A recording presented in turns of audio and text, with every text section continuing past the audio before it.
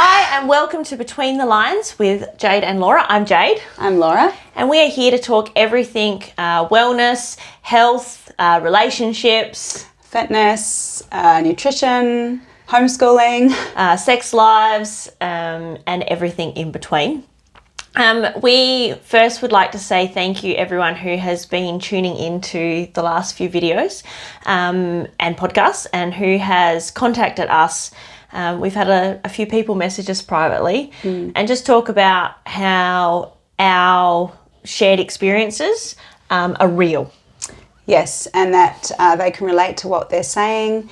And I think the biggest takeaway was that, I'm not crazy. Yeah, and you're not alone. Yes. You know, we're all going through similar journeys, regardless of where we're at in that journey or whatever's happening in life. Yeah. And if that's what we can provide to our audience, that safe space, so that they don't feel alone and they don't feel crazy, I think we're not claiming to be experts in any of this. Absolutely. Everything we do and everything we talk about is a work in progress from us, from loving our bodies to getting a better sex life to, you know, sleep and nutrition.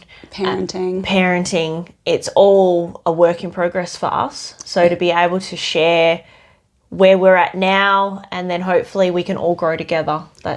So keep reaching out as well. Yeah, absolutely. It's healing for both of us going through this process. Because then we don't feel alone or crazy.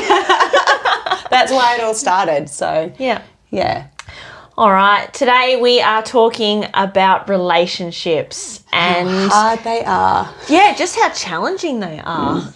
So a little bit about my relationship. So I have been with my husband Scott for 19 years. We've been married for 16.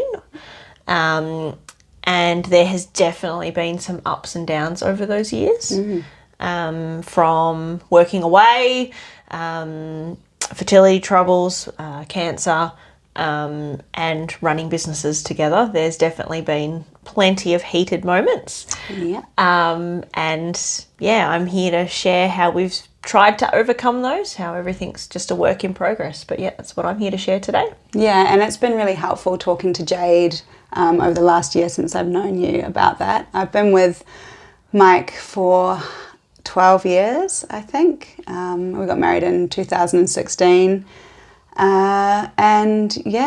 Definitely ups and downs along the way. I think having 3 children, you tend to not only lose yourself but lose each other. Yep. Getting lost in the everyday routine and trying to meet your kids' needs. So, I find that patience becomes a lot shorter when you're thinking about everybody else. Yeah, I found over the years, especially, like I've only got one child, but just that going from that dating phase into that mum and dad role has really impacted our relationship quite a few times. Early on, breastfeeding, not wanting to be touched. Yeah. And then, when they start to be able to communicate, the kids start to be able to communicate what they need, and your attention is always taken away from your spouse. Yeah. I found that has definitely impacted how our relationship works. Where, our daughter's 10 now, going 11 this year, and I feel like now we can start to be a little bit more back to us again. And I guess for us, we lost that partnership. Yeah. We lost that connection because Captain Cockblock, was always there. Yeah. Conversations get cut off. So even when you just want to do like your daily download, you get 2 seconds and then it's, Mom, I need this, Dad, I want this. So the opportunity to talk is at, 7 o'clock at night. Yeah. And, we, even though we work together, we don't get much time together. And I find that, because we're in such a busy season, we at the moment are staying up super late all the time. Because, Alice goes to bed and you get to just finally just relax and be close, and then before you know it, it's 10 o'clock and you've got to get up at 4 a.m. in the morning and you wonder why it's hard. Or they're talking to you and you're passing out on the couch mid-conversation. Yeah. Hey, what was I talking about again? Yeah. So for me, I think the biggest hurdle we've faced in our relationship is communication. Yes. Yeah. We're both hotheads in our own right, but in a relationship point of view, I'm a yeller and he shuts down. Yeah. So over the last 19 years, we've had to learn how to change our communication style and how we talk to each other. So when something upsets me or gets angry, I am one of those people that will yell. Yeah. I yell, I want communication, I want you to yell back, and then I'm over and done with, right? Yeah. Whereas Scott just completely shuts down. So if I yell, he will go completely blank. I won't even get single word answers, which then makes me angrier. Yeah.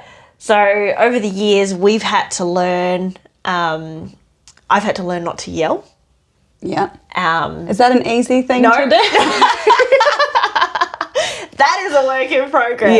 Yeah. I've had to learn to change my communication style and sort of sit down and go, okay, these things have made me angry. Not necessarily everything, just the one thing that's pissed me off. Yeah. And then allow time for him to talk. Yeah. So what I found that I do is, like, because I'm a yeller and I like to get it over and done with, even just giving him time to talk, I wouldn't do. Okay. So I have to say my bit and then wait for him to talk, which can feel like an eternity. Yeah. And he's had to learn to actually tell me what's going on. Yeah. Even if it's I don't know. Yeah, okay. Like, just something. Yeah. Give me something. Give me anything. Just talk to me, please. Yeah. Yeah. And that's actually our fight and flight response. Okay. So, if you're a yeller, you're ready for the fight. You're ready to go. Yeah. And Scott gets frozen, so he's ready to fly away at any moment. I am a frozen. Yep. And Mike is the fight. Yeah, okay. Yeah. So it's really interesting when you talk to me and your perspective on it. I'm like, oh, okay, that makes sense. Yeah. And we've had conversations about this. We've had conversations, sitting on the gym floor about, for a while there, like, I was so afraid to even tell you that Scott and I fought. Yep. I was the same. Yeah. Because, it's just not something that anyone talks about. But it is part of a relationship. Yeah. You can't get along all the time. No. You just can't. Yeah. As much as you would like to, you can't. And I think, it's really good. We don't want our kids to see us fighting, but I think for me, the positive to take out of it is that I want our daughter to see that conflicts can be resolved. Absolutely. I feel exactly the same. Yeah. So to be able to change our communication style so that we can both get through it has definitely been really important for me to show our daughter that we can get through conflict. Yeah. So then when you've had perhaps maybe a little yelling match, then what would you say to her afterwards? Afterwards, we would generally sit down as a family and talk about how we, what was going on, what made us so angry, that, I didn't like the way I reacted. This is how I would have preferred to react, rather than yelling. I wish I just sat down and talked to Dad rather than yelling. And just show her that there are other ways and it's okay to make mistakes and it's okay to get it wrong. Yeah. And we are human. Yeah. Yes. Yeah. Yeah. I think, when was it? Ollie was only 2. So that's when I really found this inner rage that I It was also during COVID. So I was at peak patience level gone, but locked up at home with 2 kids, a lack of sleep and Yeah. But I never really had that voice and I kind of found it. So now I have to relearn how to regulate those emotions during a conflict. Yeah. Yeah, I found the voice and I want to explode, but it doesn't really get me anywhere. No, and you know, the explosion doesn't get you anywhere, and that's what I've had to learn. Yeah. But I also feel like it's, you know, that comes from our childhood as well, not being given those tools. Yep, absolutely. Which is why we're so open about it. Yeah. Because I know I wasn't given those tools. Yeah. Yeah, and that's where I was normally a person that would freeze all the time and shut down. And if you're going to yell at me, well, I'm just not going to talk to you. Yeah. That was kind of where I got to. Oh, the silent treatment. All right, tell me, how long have you given a silent treatment for? Probably 2 days. Yeah, Scott's about 3 days. Oh, it shits me. But it's interesting because when I could give it when we didn't have kids, it could last longer. Yeah. But because we have to talk about, you know, doing the routine, you eventually have to break it. Yeah. And we have certainly tried the robot parenting response, but you get to the end of the day and you're more exhausted from ignoring each other. Yeah. So the sooner that you can get to the communication part, the better. Yeah. And yeah, that whole idea of, well, you should just know what's going on. You should just know why I'm upset. Well, you know, they also have a million things going through their head. Yeah. And so how can they possibly know? And I think we need to like show our partners a bit of respect and actually tell them what's going on. Yeah. And, you know, we talk a lot about the mental load and, you know, there's so many things to do in our day.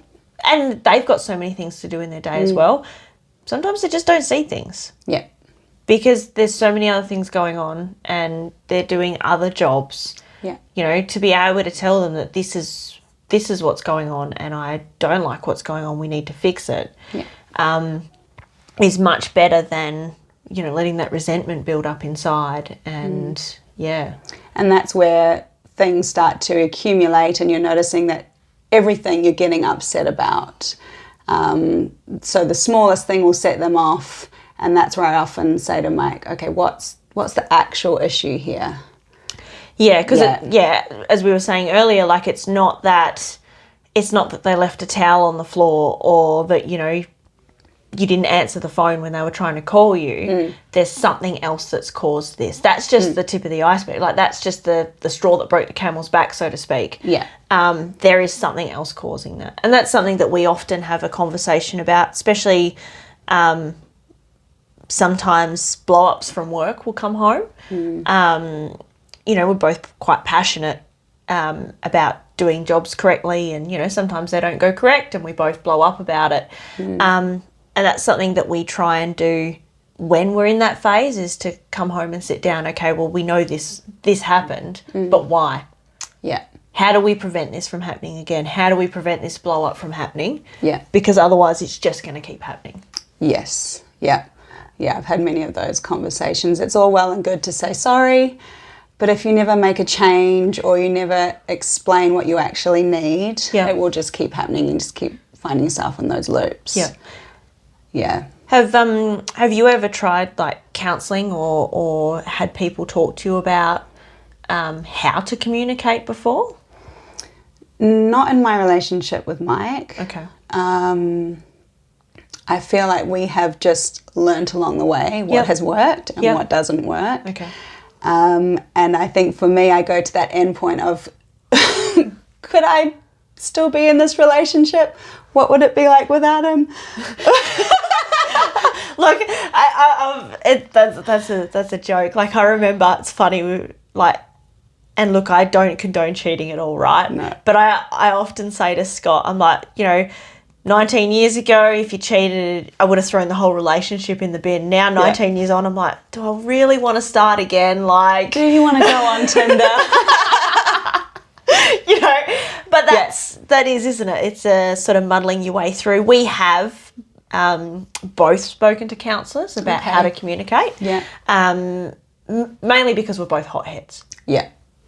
And yelling just doesn't work. Yeah. And you see with your children.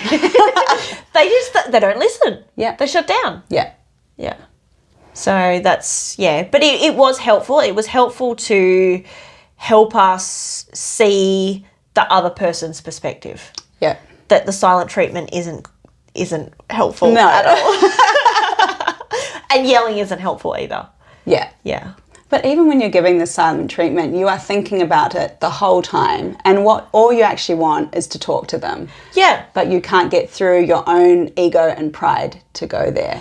Yeah, and I think that's what holds us back, isn't it? It's our own ego and our own pride. Yeah. And I know, when we've had a bit of a blow up, I've often sat back afterwards and gone, you're walking around the house slamming drawers as you're putting away dishes and thinking, I just want him to talk to me. Yeah.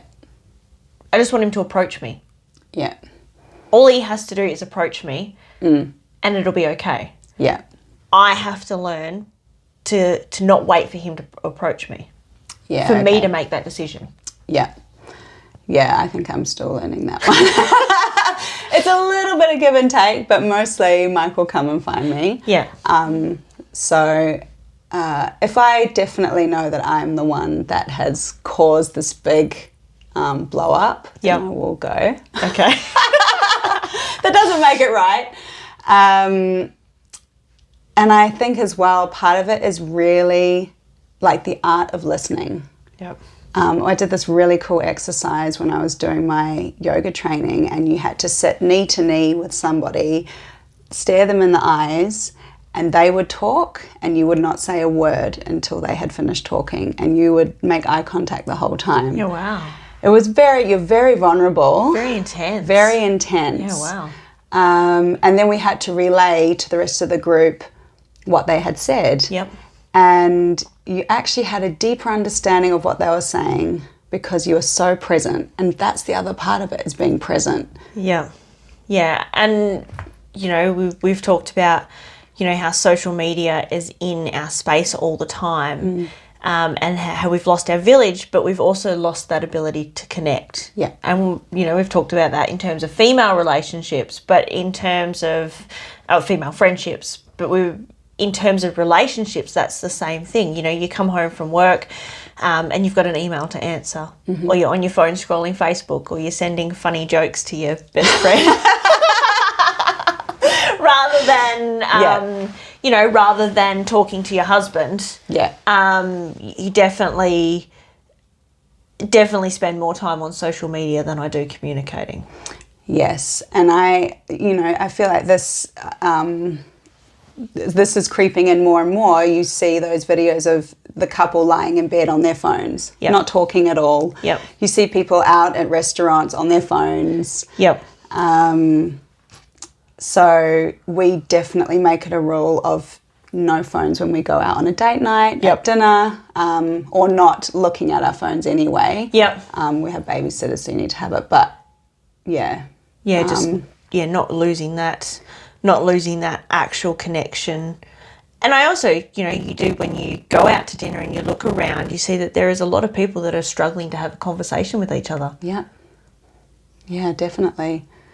That would be a massive impact on their relationship overall too. Yeah. Like, I feel like you just wouldn't be seen, you wouldn't be heard. Yeah. A distraction from actually being with the person and opening yourself up as well. Yeah. Yeah. Yeah, that would be really, I've never really actually thought of it like that it would actually be just detrimental to the relationship overall, because there's just no, like, if you can't connect for an hour over dinner, what's going on in your relationship? Yeah. Anyway, that's food for thought. Yeah, that is food for thought. So how do you, know what Mike needs? So in terms of, we're not talking about in terms of what he needs to recover from a blow up, but what he needs so that you don't get to that point. I think it is clear communication, really. A lot of the time for us, it's when we're rushing around doing things, and I haven't said I need this and this. Yep. And then the blow up is, why haven't you done this and this? So, Yep. well, you didn't tell me. Or, so it's having clear communication. Yep. For me, if I'm not feeling appreciated. Yeah. So massively that too, actually. As you know, like I hold a lot of balls up in the air, and I love my life. I love to be busy, and I love that I'm running businesses and side projects, and I love that, right? And I love that I'm homeschooling. But so over the years, Scott tells me what he wants, and I make it happen. Yeah. Right? That's what I do best. You give me a job, and I can make it happen for you. I do that really well. Yeah. But when I'm given a job to do and I do it really well and I don't feel seen, then I get short. Yeah. Yeah. And once he snaps, I snap, and it's all over. Yeah. But that's that flight or fight response, right? Like once he snaps. Yeah. But just a snowball. Just steam comes out of my ears. Yeah. Yeah, actually, that's a good point. I would say, feeling appreciated, because we're both doing so much that we can. So anything extra that you do for someone that's helpful, you want to be, acknowledged for it and thanked. Yeah. Yeah. I think affection as well, the touch. Yep. Yeah. Yeah, and intimacy. Yes. No intimacy, no touch. Yeah. Definitely that adds to the stress and the pressure and how short we are with each other, and yeah, definitely. As well as thinking about things that are on your list, but they've gone and done it. Yep. Yeah. Yeah. And look, I as I said, we've talked about the whole mental load thing, but I'm not against writing lists. Yeah. Not against writing lists and going. In fact, I did it today. We're having a coaches dinner tonight, so the coaching team's coming over for dinner. Yeah. Well, you're just not leaving me. Yeah. Ever. And we knew we had to get podcasts done. Mm-hmm. So we're like, okay, well, Scott's prepping for, all the adults and all the kids to come over for me. I do all the cooking, but this is the jobs that I need done. Yeah. And it's okay that he doesn't think of them himself. Yes. Yeah. It's okay that he doesn't think of them himself. I don't really care. But if we can work out a list together and he can get them done, that's perfect. Yeah. It's I think it's being a team. Yeah. Especially when you have children. There are so many things to think about, and when you know that someone has got you, I think that is massive. Yeah. And when you're communicating, it's to feel that what you have to say is of value, not to be gaslighted. Yeah, definitely. Or that your feelings and, when you're expressing yourself and how you feel, that it's not said, those feelings aren't valid. Why are you thinking that? Why are you feeling that? Yeah. Yeah, and that's a big one for us. In our relationship, it took me a while to find my voice. And, to tell Scott, I don't like how you talk to me like that. Yeah. And in the beginning, Scott would be like, no, I didn't. Okay. Yeah. Which then would make me angrier. Oh, that would send me. Yeah. So, being able to, them not gaslighting you and them actually step back and go, oh, look, I might not have thought that I was talking like that, but I acknowledge that that's how you felt it. Yeah. And that's been a big thing for us, just that acknowledgement of my feelings. And, he might not have realised that that's how he was talking, and I might not have realised how I was talking. Friday was a good example. Juggling a few things at work. And he came storming in the office and he's like, did you only order one of those parts? Like instant, and my back was up instantly, right? Yeah, prickly pear. Yeah. And I'm like, yes, that's all you wrote down. No, it says 2 on the job card. And I'm like, but I only saw 1. Yeah. He's like, but I need it for both. I'm like, okay, well then I'll order it. But at this point I was already pissed off. Yeah. So at this point I snapped back. You know, we had a bit of a snap backwards and forwards. He went out to the workshop. I ordered the parts. I sat there for a couple of minutes and I walked out there and I'm look, I'm sorry for snapping. Yeah. I had to be that bigger person and go, I'm sorry for snapping. And he said, oh, look, I'm sorry for walking in demanding. Yes. You know, so we both knew instantly that we were both heading down the slippery slope. Yeah. And I think that's something that we're going to work on for the rest of our relationship. Yeah. Like, it's not something that I'm going to solve overnight. That's my entire life. I think it's, you're human. There's lots of things on the go. I think it's how fast you make the turnaround, really. Yeah. And sometimes you just need that 5 minutes of a breather. Yeah. And you both can come back and talk. How quickly I can swallow my pride. Yes. And walk out to the workshop and say, I'm sorry. Yeah. Makes a massive difference. And, 9 times out of 10, people will go, oh, the response will be, I'm sorry too. Yeah. Or they will listen. Yeah. Yeah. Yeah. But being, as I said, we're at that point in our relationship where he does acknowledge, which then makes my feelings feel valid. Yeah. We're not being gaslit. Yeah. And we can both move on pretty quickly. Yeah. There's no silent treatment anymore because I put him in the bin. I think one of our points was, don't sleep on the couch. Yep. I just feel that it goes on for too long. Yep. I don't end up sleeping anyway if he's not there, so... Oh, no, I love the bed to myself. Spread right out. It's great. You're a few years behind. Yeah, I think so. Yeah. I think you have those, not rules as such, but you have those endpoints in place that you both understand, like, let's not let it get to that point. Yep. Let's communicate now. Yep. Let's fix this issue before it becomes something that we don't even know what we're fighting about. Yeah. Have you ever had that? Have you ever had, like, one of those arguments where it turns out that you just don't end up knowing what you started arguing about because it just rolls on to rubbish, basically? Yeah, definitely. Yeah. Yeah. Yeah, they're horrible. And I don't like them. They're not nice to admit, because when they say, so what's actually the problem? And you're like, I don't know. What were we fighting about again? Yeah. How did this start? Yeah. Yeah. So we like to try and nip it in the bud before it gets to that point. Yeah. And as you get to know your partner as well, you actually know their triggers. Yeah. So you're either going to poke it or you will pull back. Yeah.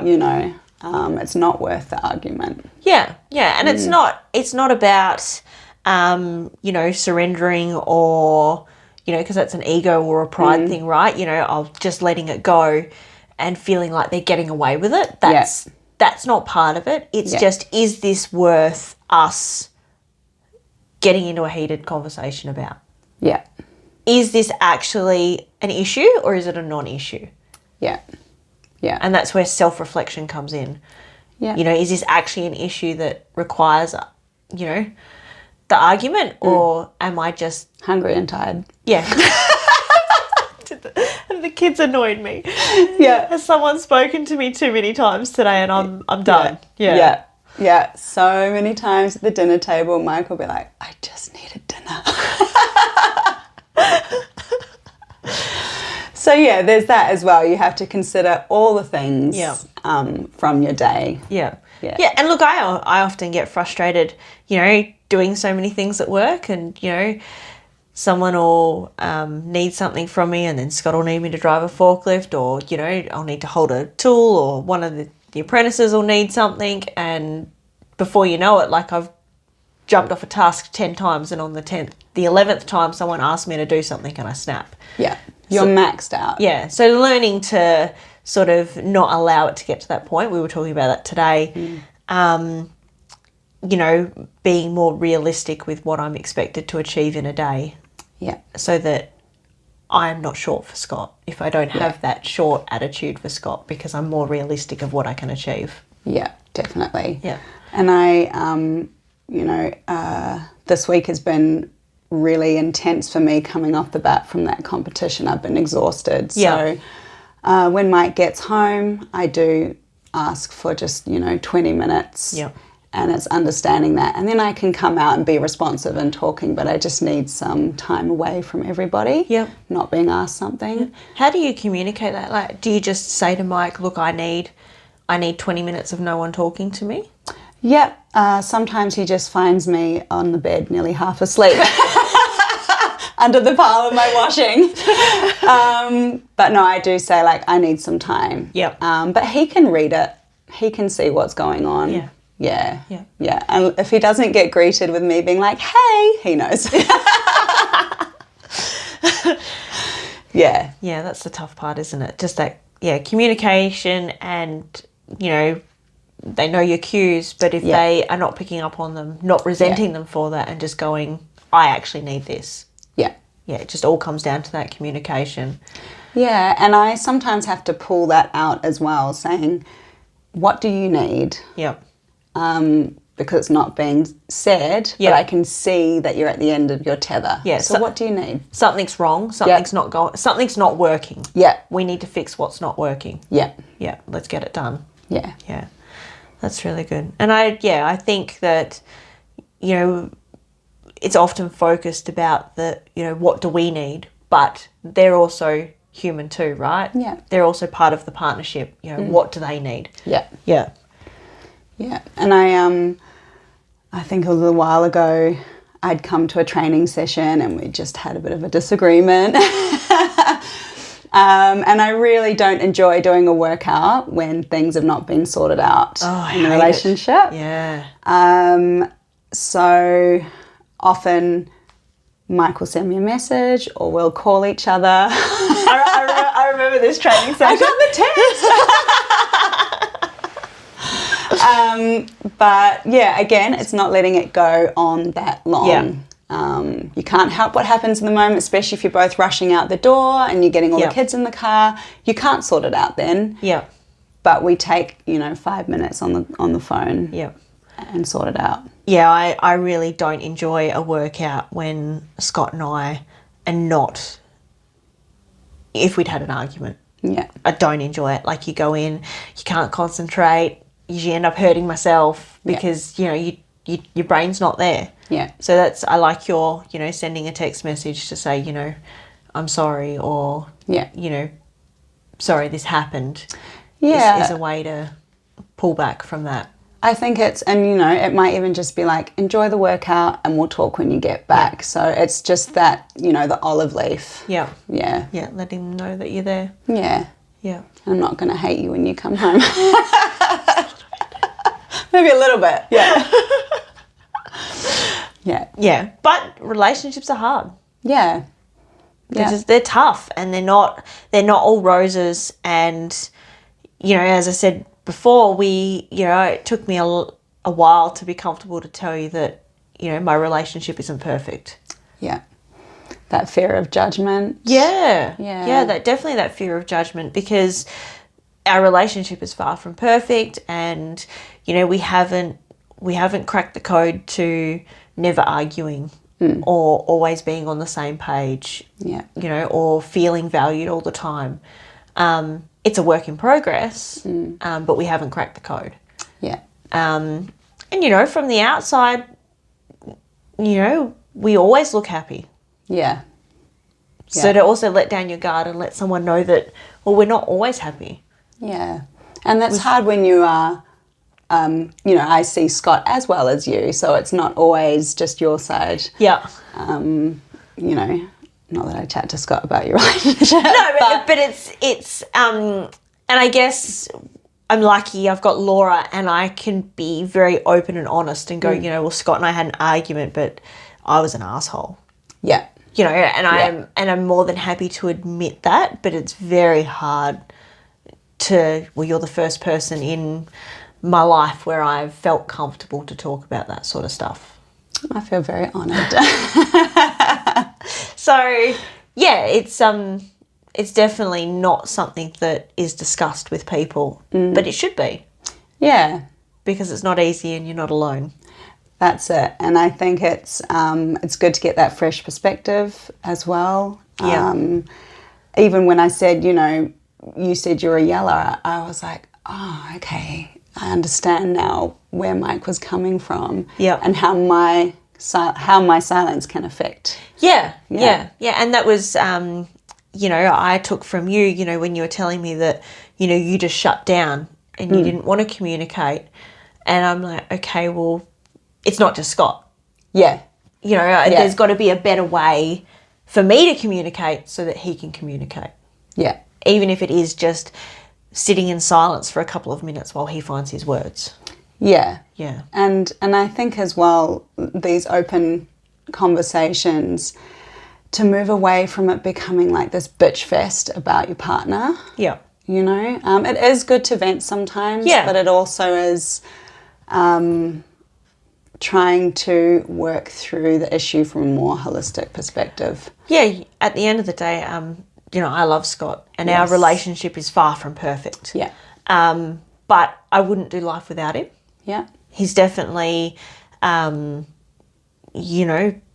a partnership, we're a team, and I wouldn't do life without him. Yeah. Some days I could put him on the curb and throw him away.